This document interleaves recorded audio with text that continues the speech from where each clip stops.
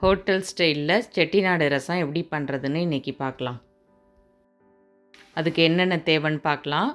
மிளகு 2 table spoon, 1 table spoon ஜீரகம், கொஞ்சமாக கருவேப்பிலை, பூண்டு தோலோடவே சேர்த்துக்கோங்க. ரசத்துக்கு பூண்டு தோலோடு சேர்க்கும்போது வாசனையாக இருக்கும்.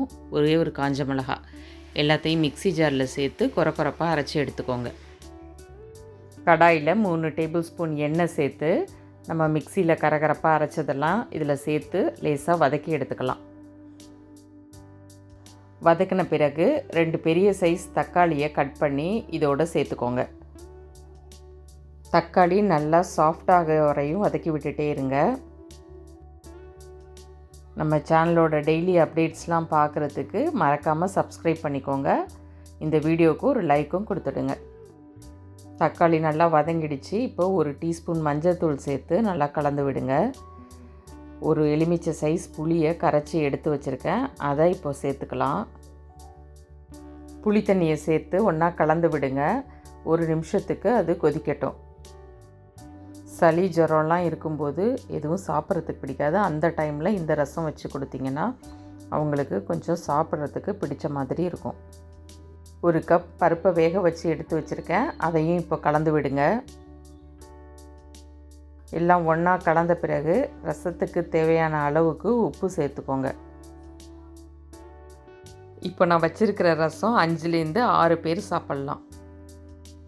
2-3 பேருக்கு மட்டும் வைக்கும்போது நான் இப்போ சொன்ன அளவில் பாதி அளவுக்கு நீங்கள் எடுத்து செஞ்சால் சரியாக இருக்கும்.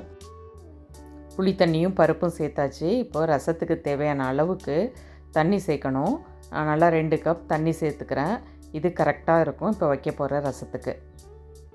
எல்லாம் கலந்த பிறகு ரசத்தை ரொம்ப நேரம் கொதிக்க விடக்கூடாது. ஒரு கொதி வந்த உடனேயே ஒரு தாளிப்பு கொடுத்துக்கலாம். இப்போது தாளிப்பு கரண்டியில் கொஞ்சமாக எண்ணெய் சேர்த்து 1 டேபிள் ஸ்பூன் கடுகும் 2 காஞ்ச மிளகாவையும் கிள்ளி சேர்த்துக்கோங்க. அது கூட கொஞ்சமாக பெருங்காயத்தூள், 1 கொத்து கருவேப்பிலை சேர்த்து தாளித்து ரசத்தில் சேர்த்துருங்க.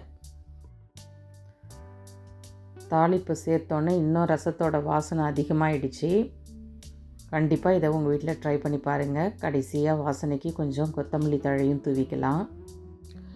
இந்த ரசத்தை சுட சுட சாதத்தோடு சர்வ் பண்ணும்போது டேஸ்ட்டே தனி தான். தட்டு நிறைய சாதத்தை போட்டுக்கோங்க. மேலாப்பில் ரசத்தை நல்லா தாராளமாக ஊற்றிக்கோங்க. ஊற்றிட்டு வத்தலோ இல்லை உங்களுக்கு பிடிச்ச மாதிரி அப்பளமோ வச்சுக்கலாம். அதை விட சூப்பர் காம்பினேஷனாக கறிவடக துவையல் செஞ்சுருக்கேன். அதை ரசத்துக்கு தொட்டு சாப்பிடும்போது அதோட டேஸ்ட்டே அல்லாதே தான். வடக துவையல் வீடியோ நாளைக்கு சேனலில் அப்லோட் ஆகும், அதையும் மிஸ் பண்ணாமல் பாருங்கள். கண்டிப்பாக இன்றைக்கே உங்கள் வீட்டில் இந்த ரசத்தை ட்ரை பண்ணி பார்த்துட்டு எப்படி இருந்ததுன்னு கமெண்ட்ஸில் சொல்லுங்கள். ஏற்கனவே நம்ம சேனலில் 1 பார்ட் ரசம் சாதம் வீடியோ ரெசிபி போட்டிருக்கோம். அதோட லிங்க்கு கீழே டிஸ்கிரிப்ஷனில் கொடுக்குறேன், அதையும் மறக்காமல் செக் பண்ணி பாருங்கள். தேங்க்யூ.